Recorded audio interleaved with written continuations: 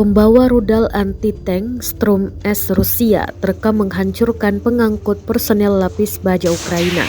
Rekamannya ramai beredar di Telegram pada Selasa 31 Januari 2023. Dalam narasi unggahan disebutkan kompleks anti-tank Storm S Angkatan Bersenjata Rusia menghancurkan pengangkut personel lapis baja Angkatan Bersenjata Ukraina ke arah Svatovsky.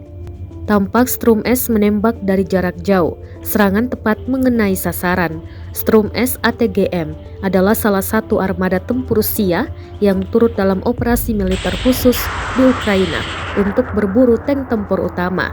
Rudal anti-tank 9M114 Storm yang sama seperti yang digunakan pada helikopter serang Mi-24. Rekamannya pun menuai berbagai komentar dari warganet.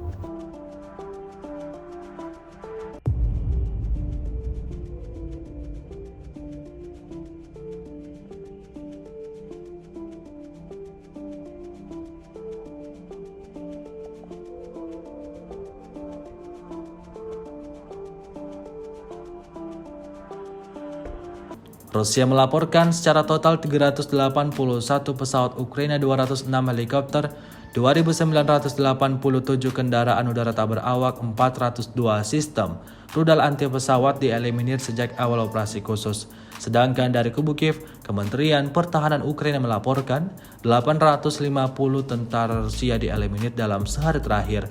Total 127.500 prajurit Federasi Rusia meninggal sejak awal konflik hingga hari ke-343.